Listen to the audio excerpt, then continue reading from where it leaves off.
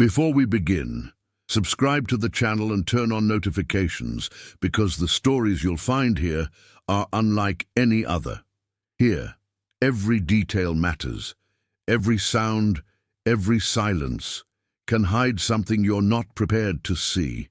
And tell me in the comments, where are you watching this video from right now? I always like to know how far these stories are going. And who's with me on this journey? The iron gate creaked as if it hadn't been opened in decades. The sound echoed across the empty grounds, breaking a heavy silence that seemed to have settled there long ago. The property was isolated, away from the main roads, hidden among ancient trees that seemed leaning, as if watching anyone who dared to approach. Nathan Cole paused for a moment before walking through the gate. He wasn't a superstitious man. On the contrary, his career as a real estate investor in the United States was based on logic, numbers, and opportunities that others ignored. And that property was exactly that. An opportunity, too cheap, too big, and abandoned for too long. The kind of combination that scared away buyers and attracted someone like him. On the other side of the property, the house slowly emerged from the light morning mist. It was an old, imposing building with 2 stories and tall windows, many of them broken. Peeling paint revealed layers of neglect, while the front porch looked like it was about to collapse at any moment. But it wasn't the state of the house that was causing discomfort. That was the feeling, as if the place wasn't really empty. Nathan took a deep breath and walked toward the entrance, ignoring the slight shiver that ran down his spine. He'd dealt with worse properties before. Places with strange histories always came on the market with irresistible prices and stories. That's all they were. Stories. Or at least that's what he told himself. In his coat pocket, the folded contract confirmed that he was now the owner of that property.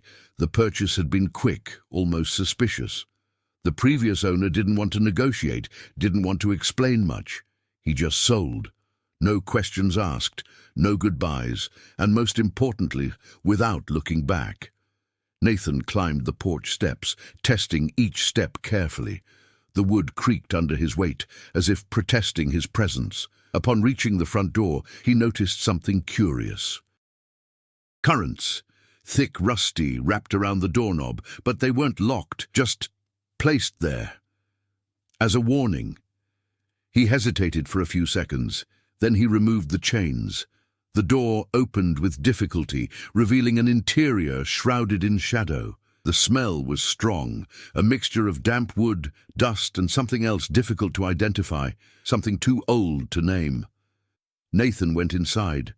The floor creaked beneath his feet, each step echoing through the empty house. The light streaming through the broken windows cast jagged shadows on the walls, giving the impression of movement where there was nothing. Or almost nothing. In the center of the main room, there were marks on the floor, deep scratches. It's as if extremely heavy furniture had been dragged repeatedly, always in the same direction. He bent down, running his fingers over the marks.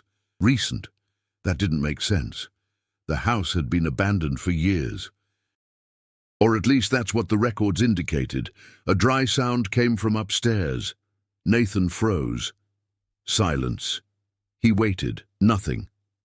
Probably the wood adjusting itself, he thought. Old houses do that. Even so, he slowly raised his gaze towards the staircase. The darkness at the top seemed denser than the rest of the house, almost solid. He considered going up, but something inside him, not fear exactly, but an instinct, made him recoil. Later, he murmured to himself. There were other things to check first. He walked through the house, opening doors, analyzing each room with the trained eye of someone accustomed to assessing structures. A destroyed kitchen, furniture covered in rotten sheets, walls with strange stains. Everything as expected for an abandoned property until you find the back door, or rather, what was behind her. Unlike the others, that door was intact. No signs of extreme wear, no peeling paint. It seemed preserved, as if someone had specifically taken care of her. Nathan turned the doorknob. Locked. He frowned, curious. Most of the doors in the house were open or broken, but that one. I was protected, He stepped back a little, observing more closely, and then he realized there were marks on the ground, the same markings as the main room, deep scratches, leading straight to that door, as if something had been repeatedly dragged into that place, or outside. Nathan felt his stomach clench. It no longer seemed like just an investment opportunity. It looked like something else, something that nobody wanted to explain, something that was deliberately left behind. He knocked on the door once more, this time with more caution, and then, almost without realizing it, he noticed a detail that had gone unnoticed before. There was something written on the wood, very weak, almost erased, but it's still legible. "Don't open it." Nathan stood motionless. The silence of the house seemed to intensify around him, as if the environment itself were awaiting his decision. He let out a slight, nervous laugh. "Stories," he said in a low voice. But his hand no longer seemed so steady, and for the first time since he entered that property, he doubted. Nathan left the back door behind, but couldn't shake the feeling that something was wrong with that house. He returned to the main room, trying to refocus professionally. It was just another property. A project, something that could be restored, enhanced, sold. That's how it always worked. But that house didn't seem to follow any common rules. He took some photos with his cell phone, documenting cracks, compromised structures, and details that would normally indicate the cost of a renovation. Still, something caught his attention more than any structural damage: the absence of common signs of neglect. There was no graffiti. There were no signs of intruders, no trace of homeless people. It was as if everyone avoided that place. Outside, the wind began to blow harder, making the surrounding trees sway. The sound of branches scraping against the walls produced an unsettling, almost rhythmic noise. Nathan left the house to breathe fresh air, feeling that he needed to get away, even if only for a few minutes. The land was larger than it appeared at first glance. There was an old fence marking the boundary of the property, and in the background, a small, partially destroyed barn. The tall grass concealed natural paths, as if someone or something had passed through there repeatedly over time. As he walked, he noticed something beyond the fence, a neighboring house, distant but visible, one of the few in that region. Nathan decided to go there. Minutes later, he was standing in front of a simple, well-kept house with a small porch and closed curtains. He knocked on the door. It took a few seconds, and then it opened just enough to reveal the face of an elderly woman. "Keep your eyes open. Suspicious. Can I help you?" Her voice was firm, despite her age. "My name is Nathan. I just bought the property next door." The silence that followed was immediate. The woman did not answer. She simply opened the door a little wider, examining it carefully. "You bought that house?" Nathan nodded. She let out a slow sigh, like someone who had been expecting it. "Come in." The interior of the house was simple, but tidy. Old photographs adorned the walls, showing generations of a family that seemed to have lived there for a long time. Nathan sat at the kitchen table while the woman served coffee without asking. "My name is Margaret," she said finally. Nathan thanked him and waited. She seemed to choose her words carefully. "You're not the first." "First? What?" "To buy that property." Nathan frowned. The broker didn't mention any other buyers, because they didn't stay long enough. The air seemed heavy. Nathan tried to maintain a rational stance.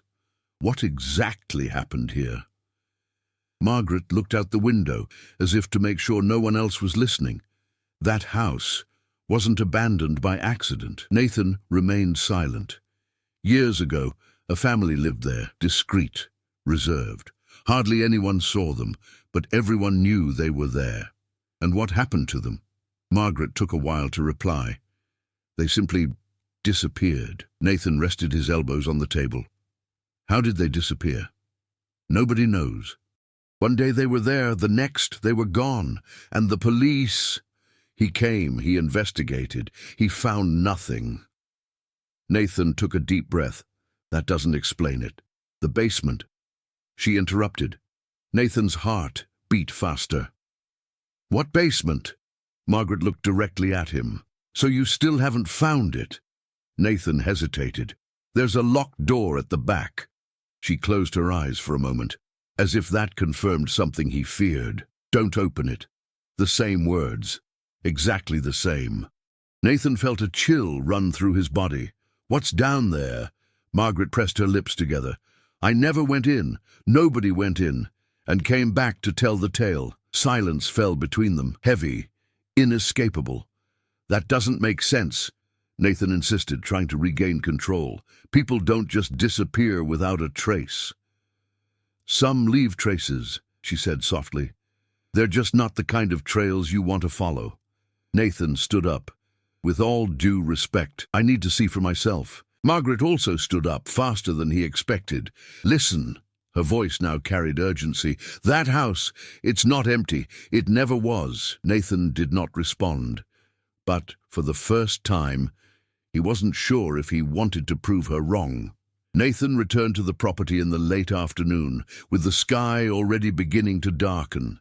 Margaret's words echoed in his mind, insistent, like a warning he couldn't ignore, but also couldn't accept. Disappearances. Basement. Don't open it. He stopped in front of the house, observing the dark windows. At that hour, the structure seemed even more imposing, almost menacing. The dim light of dusk created elongated shadows that distorted the facade, as if the house itself were slowly contorting. Nathan took a deep breath. He needed answers, and the answers weren't in stories. They were in facts. He went in. This time, without hesitation. The interior felt colder than before, not just in temperature, but in sensation. As if the air were heavier, denser, he walked straight to the back door. The door was locked. The wood is intact, the marks on the floor, and the message, "Don't open it." Nathan ran his hand over the writing as if he could erase it, but the letters were engraved too deeply. He took a few steps back. He thought, and he made a decision. He went back to the car and grabbed a toolbox. Among the tools was a heavy crowbar. As he returned inside the house, the sound of his footsteps seemed too loud, echoing through the empty hallways, like a warning that he shouldn't be there. He ignored it. He positioned the crowbar between the door and the doorframe. Strength. The wood creaked. More strength, a dry crack. Nathan stopped. Silence returned. Full, absolute, and then a sound.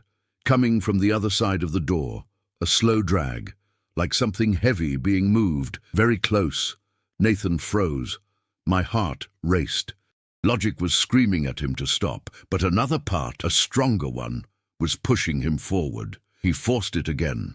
The lock gave way. The door opened just a few centimeters, and a cold breath escaped from inside. It wasn't just ordinary cold weather. It was different, old, stopped, as if that space had been sealed for a long time and had just been awakened. Nathan opened it wider. The darkness on the other side seemed to swallow the light from the room. He searched for the light switch. Nothing. He ran his hand along the wall. Nothing. Then he grabbed his cell phone's flashlight. The light revealed a narrow staircase leading down to the basement. Wooden steps, worn out, but curiously, without dust, as if they had been used recently. Nathan swallowed hard, and it began to descend. Each step produced a muffled creak. The flashlight's light flickered slightly in his hand, illuminating the bare concrete walls. Strange marks appeared along the walls. Scratches, symbols, irregular shapes that didn't seem random, but were also incomprehensible. When he reached the bottom of the stairs, he stopped. The space was bigger than I had imagined. Much bigger. The basement stretched out like a wide corridor, divided into poorly defined areas. Antique furniture was scattered about, some broken, some intact. But what really caught his attention, it was the currents. Attached to the walls, thick, firms. Some are still tense, as if they had been used not too long ago. Nathan stepped forward, and then he saw. Marks on the floor, the same as before, deep scratches. But now he could see better. It wasn't just furniture, they were too irregular, too desperate, as if something had been dragged along, resisting. A noise echoed behind him. Nathan turned around quickly. Nothing. The ladder was there. The door was ajar at the top. But something had changed. Oh my. Silence. As if he were no longer alone.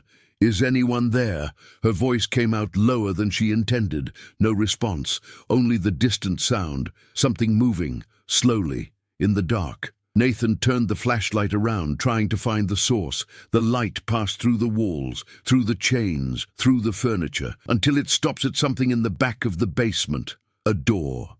But not an ordinary door. It was made of metal, big, with several latches and brands, many brands, scratches, beats. Inside, Nathan felt his whole body go cold. That didn't make sense. None of that made sense. He began to back away slowly. One step, other, without taking his eyes off the door. And then the flashlight's light failed. He blinked. Once, two, and then it went dark. Darkness engulfed everything, and in absolute silence, a sound emerged, very close, breathing, heavy, irregular. Behind him, the breath behind Nathan disappeared as quickly as it had appeared. He spun around in the dark, almost losing his balance, trying to find any sign, any shape, any movement. Nothing. It was completely dark. The silence returned, heavy, suffocating. With trembling hands, he tapped the side of the phone until the flashlight came back on. The dim light revealed the same empty basement as before, currents, marks on the floor, the staircase. Nothing more than that. Nathan didn't think twice. He climbed the steps quickly, almost stumbling, feeling as if something was about to catch him at any second. When he reached the top, he pushed the door open forcefully and closed it behind him. He stood there for a few seconds, breathing with difficulty. The silence in the house now felt different. Pay closer attention, as if it were reacting. Nathan ran a hand over his face, trying to regain control. This couldn't be happening. He didn't believe in this kind of thing. It wasn't real. But he felt it. He heard, and that was enough. Without thinking much, he left the house and went back to the car. This time, he didn't look back. The following morning, Nathan returned to Margaret's house. She opened the door before he even knocked, as if she already knew he would return. "You opened it," she said without surprise. Nathan did not respond immediately. "I need to understand what's going on here." Margaret watched him for a few seconds and then gestured for him to come back inside. This time, she didn't serve coffee. The atmosphere was more tense, more direct. "There are things that shouldn't be investigated," she said, "but you're not going to stop, are you?" Nathan shook his head. "No," she sighed. Then he walked over to an old bookcase, pulling out a wooden box stored at the back. He placed it on the table and carefully opened it. Inside were clippings from old newspapers, photographs, handwritten notes.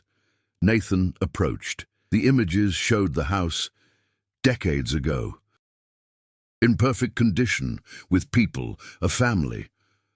"Their name was Harper," said Margaret. "They had lived there for many years." Nathan picked up one of the photos. A tall man with a stern expression, a woman with tired eyes, and a child. But something was wrong. Everyone was too serious, lifeless in their eyes. "Father started to change," Margaret continued. "They said he heard things. He spent nights awake. He built things in the basement." Nathan looked up. What kind of things? Nobody knew for sure. He wouldn't let anyone in. She picked up another clipping. Then the noises started. Noises. Dragging, banging, muffled screams. Nathan's stomach clenched. And nobody did anything? They did. They called the police, but when they arrived, everything was silent. Nathan already knew what was coming. And then they disappeared. Margaret nodded slowly. No signs of a struggle. No bodies. No explanation. Nathan remained silent for a few seconds, absorbing it all. But there was more. He could feel it. "You said I wasn't the first to buy the house." Margaret nodded. "Others came later. And what happened to them?" She hesitated. And that was answer enough. "Some left quickly," she said. "Others stayed too long." Nathan frowned. "Too much time." "How?" Margaret stared directly at him. One of them started digging. Nathan felt an immediate chill. "Dig? In the basement?" "He said there was more down there, that it didn't end there." Nathan remembered the metal door, of the brands, from the currents, and did he find it? Margaret closed the box slowly. "We never knew." "Why?" she replied without hesitation. "Because he disappeared too." Silence fell again, but this time it wasn't just heavy, it was inevitable. Nathan stood up slowly. His mind tried to organize everything, but the pieces didn't fit together logically. Family missing, buyers disappearing, noises. Something in the basement, something beyond the basement. "Is there anything else you haven't told me?" he asked. Margaret did not respond immediately. She walked to the window and stood looking at the house in the distance. "At night, sometimes you can see lights inside." Nathan felt his heart race. Lights. Movements too. He swallowed hard. "But nobody lives there." Margaret turned her face slowly. "That's exactly what worries me." That night, Nathan returned. But this time, he brought equipment, stronger flashlights, cameras, strings, and something even more important, determination. If there was anything in that house, he was going to find it, even if it meant going deeper, much deeper than anyone before him dared. Night had completely fallen when Nathan crossed the iron gate again. This time, he didn't hesitate. The wind was stronger, cutting through the silence with long whistles among the trees. The house seemed even darker, as if it refused any presence of light. But something caught his attention immediately, an upstairs window. There was light, weak, yellowish, but clearly lit up. Nathan stopped halfway. The whole body went on alert. That was not possible. He hadn't left any lights on, and there was no active electricity in the house. Even so, the light was there, blinking slightly, as if someone were moving inside. Nathan felt his heart race, but he kept walking. Signatures are being passed, controlled breathing, denying fear. When he opened the front door, the cold air enveloped him again. But now there was something different. The smell, stronger, more present, as if something had been disturbed recently. He went in, and he immediately realized the house was not as he had left it. The furniture, the positions, the marks on the floor, everything had changed, subtly, but enough for him to know something was there, after him. Nathan wasted no time. He went up the stairs. Each step creaked louder than before, as if the house were reacting to his presence. Upon reaching the top, he saw the source of the light. An open door. At the end of the corridor, the same yellowish light escaped from within. He moved forward slowly. When he reached the door, he stopped, and he looked. The room was empty. No furniture, without objects. Just a lamp hanging from the ceiling, swaying slightly, as if it had been touched seconds before. But that wasn't what made him freeze. It was the ground. There were marks, new, deep scratches, converging towards the center of the room. And in the middle, an opening, a trap door. Nathan approached slowly. My heart is beating too fast. He didn't remember that. That wasn't there before. He was sure of it. He bent down. He ran his hand along the wood, recent, newly opened, as if someone had done that night, or worse, as if something had opened up from the inside. Nathan pulled the trapdoor. He opened it without resistance, revealing darkness, another descent, but this time it wasn't an ordinary staircase. It was improvised, cavada, irregular, like a tunnel, descending into something even deeper than the basement. Nathan felt the air grow cold around him. Margaret was right. It didn't end in the basement. He lit one of the brightest flashlights he had brought. He pointed inside. The light revealed walls of earth, wet excavation marks, and something more. Handprints, lots of, scattered across the walls, some too small to be for adults. Nathan stepped back a little, but then he heard a sound coming from inside the tunnel. Low, dragged, like something moving, slowly, toward him. He froze. The flashlight trembled in his hand. The sound stopped. Silence. And then a voice, weak, almost a whisper. "Help!" Nathan felt his blood run cold. The voice was human, but something was wrong. Too drawn out, too empty. "Is anyone there?" he shouted. No immediate response, only the echo fading into the tunnel. And then another sound, this time closer, faster, scraping against the ground, going up, coming towards him. Nathan stood up quickly, stepping back. The flashlight illuminated the inside of the tunnel. Until something happened, for a second, too fast to fully understand, but enough. One hand, pale, elongated, with fingers that are too long, disproportionate, and marked by something dark. Moving fast, going up, towards the opening, Nathan fell backward, moving away abruptly. My heart was racing, breathing is failing, and then it stopped. The movement stopped. Silence returned. Nathan stood motionless, staring intently at the hole, waiting. Nothing came out, nothing else moved, but he knew it was there. And now, I knew he was there too. Nathan stood up slowly, and he did something that would change everything. Instead of closing the trapdoor, he decided to go downstairs. Nathan stood motionless before the opening for a few seconds. His instincts were screaming at him to get out of there, to leave, forget everything. But something stronger was pulling him. Not ordinary curiosity, but an almost irrational need to understand, as if, at that point, turning back was more dangerous than continuing. He adjusted the flashlight in his hand. He took a deep breath, and it began to descend. The ground yielded slightly beneath his feet as he strode through the narrow tunnel. The air was heavy, damp, and difficult to breathe. The smell, now it was unmistakable, something organic. Old, that's wrong. Each step produced a muffled sound, almost absorbed by the walls. The flashlight's light revealed more marks, scratches, handprints, some so deep they seemed to have been made in desperation or pain. Nathan continued. The tunnel was not linear. He leaned forward, bent over, went down further, as if it hadn't been planned, but it was dug up in an emergency. Then he found it.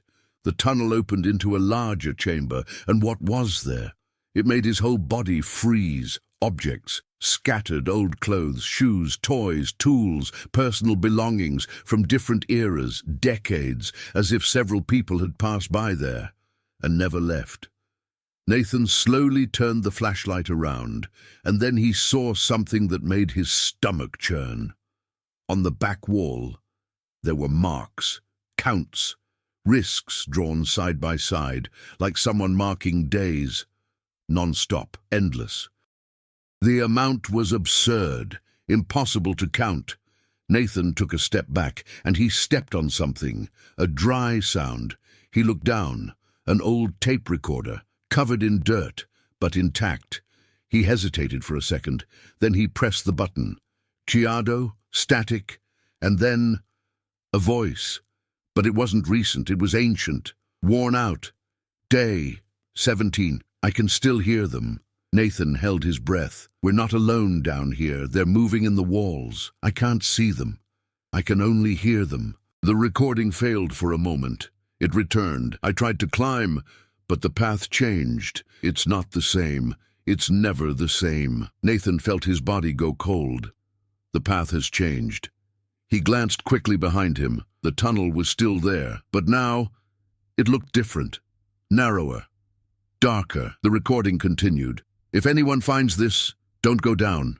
Don't follow the voices. They aren't strong static. They learn. The audio stopped. Silence. heavy, definitive. Nathan slowly turned off the recorder, and then he realized he was no longer alone. A light sound around, like something moving inside the walls, dragging itself along, moving, observing. Nathan spun the flashlight around quickly, nothing visible. But the sound, it was closer, faster. He began to back away, one step, other, trying to go back through the tunnel. But then it stopped. The path was no longer the same. The slope had changed. The marks on the walls were different. Nathan felt panic rising for the first time. Real, uncontrollable. No, that's not possible. He turned in another direction. He tried to remember the way, but everything seemed out of place, as if the space were reorganizing itself. Breaths, now clearer, more than one, around him, very close. Nathan started walking faster, then run. The lantern was shaking violently. The light danced across the walls, revealing shadows that seemed to move on their own.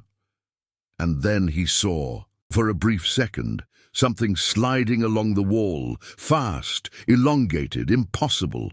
Nathan yelled, recoiling sharply, and it fell. The lantern rolled away. It stopped, pointing to a specific point on the camera, and it illuminated a figure. Stop. Property. At the edge of the light. Nathan froze. The figure did not move, but also, she didn't seem human. It was too high, too thin, and the face, it wasn't completely visible, as if the light couldn't reach it completely. Then she moved.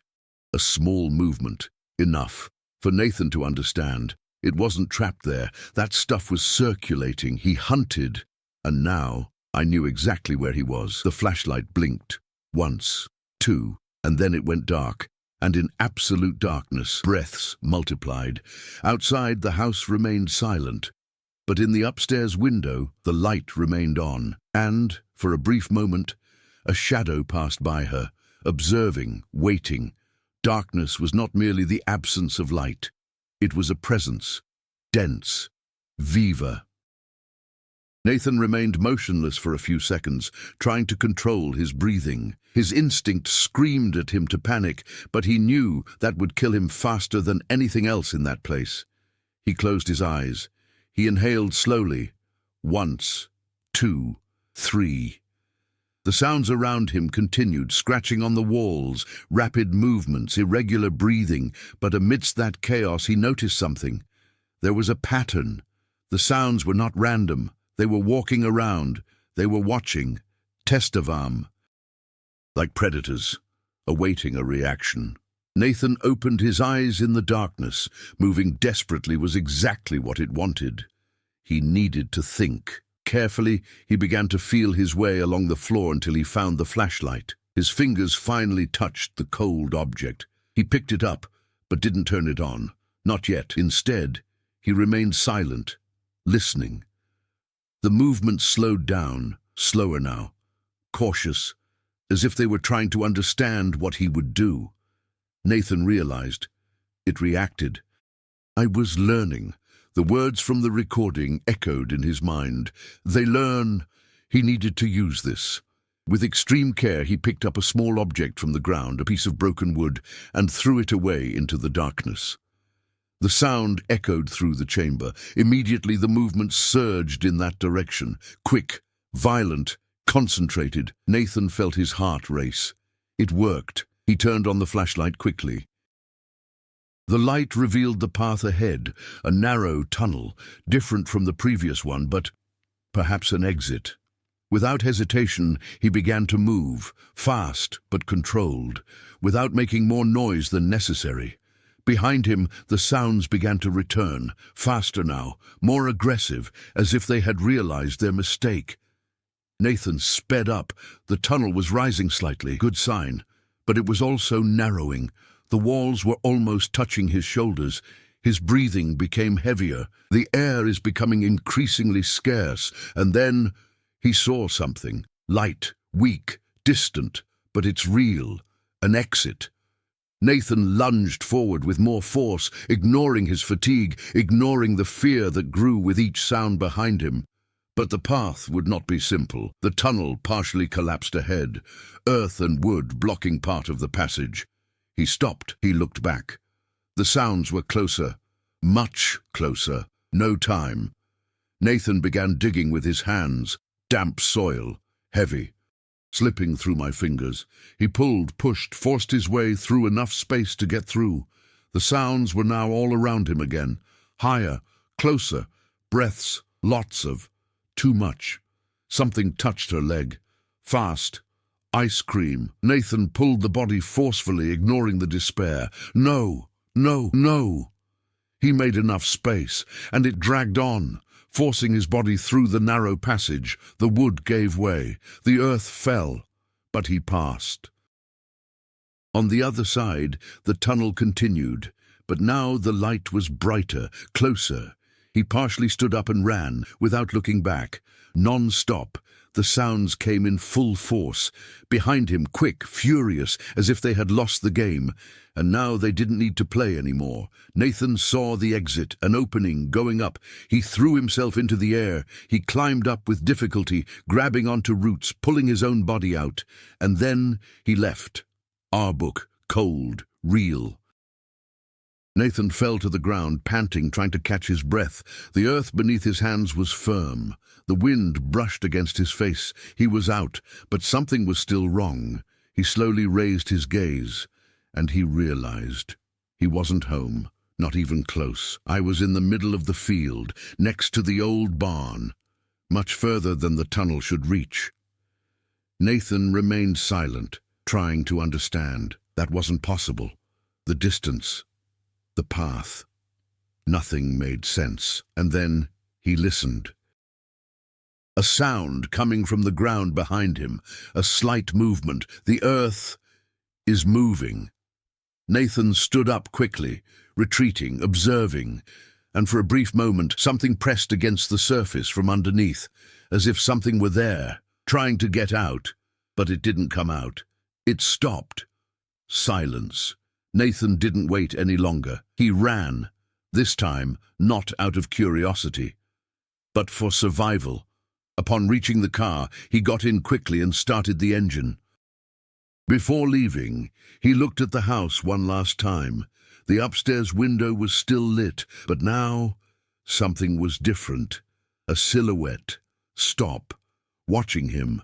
Property. As if he were waiting for your return. Nathan looked away, and he left. But one thing was already clear. It wasn't over, that one. It had begun. Nathan did not return home that night. He drove aimlessly for miles, trying to put enough distance between himself and that property. But no matter how far he drove, the feeling remained, as if something had come with him, or worse, as if he had left something open. He stopped only when the fuel was almost gone, at a secluded gas station on the road. The artificial lights seemed harsh after everything he had been through. He went inside, washed his face several times, trying to ground himself in reality. Cold water, controlled breathing. But when I looked up at the mirror, for a moment, he had the impression that something was behind him. He turned around quickly. Nothing, just the emptiness of the bathroom. Nathan rested his hands on the sink, staring at his own reflection. "You're losing control," he murmured. But deep down he knew that wasn't psychological. There was something real, something that was moving, that I was learning. And now, she knew who he was. The following morning, he returned to Margaret's house. This time, he didn't ask for permission. He went in. She was in the room as if she had been expecting him. "You came down," he said in a low voice. Nathan nodded, without beating around the bush. "There's something down there, something that shouldn't exist." Margaret closed her eyes for a moment. "I warned you." "It didn't end in the basement," he continued. "There are tunnels, much deeper ones, and things down there." She took a deep breath, as if finally accepting something she had avoided for years. "So it's worse than I thought." Nathan approached. "You know more." She hesitated, but this time he didn't back down. "After the Harper family disappeared, some men came." "Which men?" They weren't police officers, nor were they ordinary investigators. They came at night. They stayed on the property for days. Nathan felt the tension return. And what did they do? They dug. The words hit hard. They knew, Nathan said. Margaret nodded slowly. They knew there was something beneath the house, something ancient. How old is it? She looked directly at him. Older than the house itself. The silence that followed was heavy. And what happened to those men? Nathan asked. Margaret took a while to reply. They left. Nathan frowned. Everyone? She hesitated. No. A shiver ran through his body. What happened to the others? Margaret looked away. Some started acting strangely. They said they were hearing things, that they weren't alone, even outside the house. Nathan swallowed hard. And then what? They disappeared. Nathan took a step back. The final piece was beginning to fall into place. He's not trapped down there, is he? Margaret did not respond, but the silence said it all. That afternoon, Nathan made a decision. He couldn't simply run away. If that wasn't contained, other people could end up there. Other people could disappear. He needed to shut that down, somehow. Hours later, he returned to the property for the last time, but this time he didn't come unprepared. I brought fuel, tools, strings. It's a simple plan. Destroy the house, seal everything, bury whatever was there, forever. The sky was heavy, covered with dark clouds. The wind blew harder, as if the environment itself was reacting to his decision. Nathan entered the house with firm steps, without hesitation, without apparent fear. But on the inside, everything was screaming. The house was different, quieter than ever, as if he were waiting. He walked straight to the stairs. It went up. The trapdoor door was open, just as he had left it, or however one wanted it to be. Nathan spilled the fuel all over the floor, along the walls, down the hallway. Quick movements, decided, without overthinking it. He knew he couldn't go down again.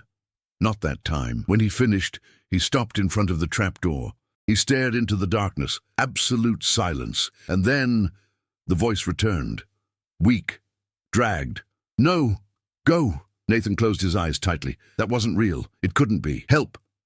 The same voice. But now, it's clearer, closer. He squeezed the lighter in his hand. No, he said firmly. Silence fell for a second, and then the walls began to vibrate, slightly, then stronger. Objects in the house began to creak. The doors slammed shut. The ground shook, and a sound emerged underneath. Of voices, lots of whispering, calling, going up. Fast. Nathan stepped back. My heart was racing. Instinct screamed it was now or never, or never.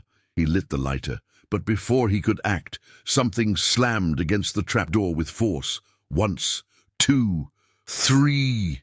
The wood almost gave way. The voices were clear now, desperate, furious, hungry. Nathan held the fire with a trembling hand. The decision before him was simple, but the weight, it was absolute. The impact against the trapdoor was so strong that the wood cracked.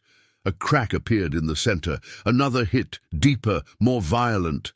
The voices were no longer whispers. They were screams, mixed, overlapping, like dozens of people trying to talk at the same time, using the same mouth. No. Help. Times. Stay. Nathan took another step back, the lighter trembling in his hand. Those weren't just echoes, not even recordings, no illusions. That was real, and it was going up. The trapdoor wood bent upward with yet another impact. Something was pushing from within, with force, urgently. Nathan looked around. The fuel had already been spilled. The whole house could burst into flames in seconds. It was the only way.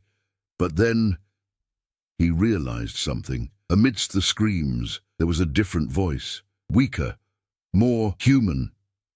Please. Nathan froze. The voice came from below, but it didn't have the same tone as the others. It wasn't distorted.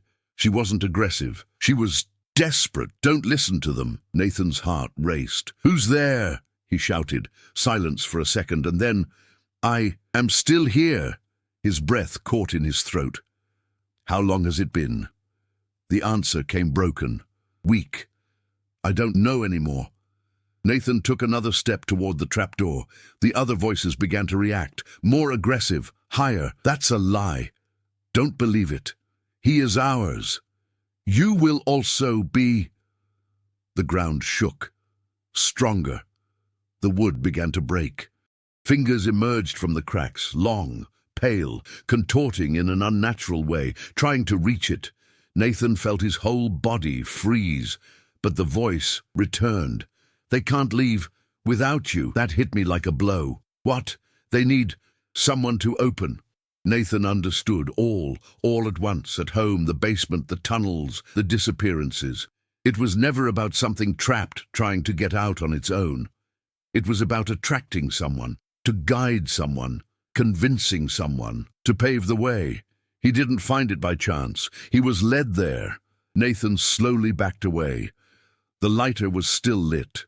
The flame trembled. The voices were now screaming angrily. Don't do that! You can't! You are already ours! The figure in the hole began to rise, more visible now, elongated, disproportionate, moving the wrong way, as if learning how to use a body. Nathan took a deep breath, one last time, and then he said, "No." He threw the lighter. The fire found the fuel immediately. It climbed up the walls, on the ground, fast, violent. The flames engulfed the room in seconds. The heat exploded all around. The voices have changed. Now those were real screams of longing, out of fury, out of desperation. The thing in the trapdoor recoiled violently, disappearing into the darkness. But something happened, something unexpected. The human voice shouted, "Wait!" And then silence, full. The fire spread quickly. The whole house was starting to give way. Nathan ran. He went down the stairs. Smoke was already filling the hallways. The heat burned his skin, but he didn't stop.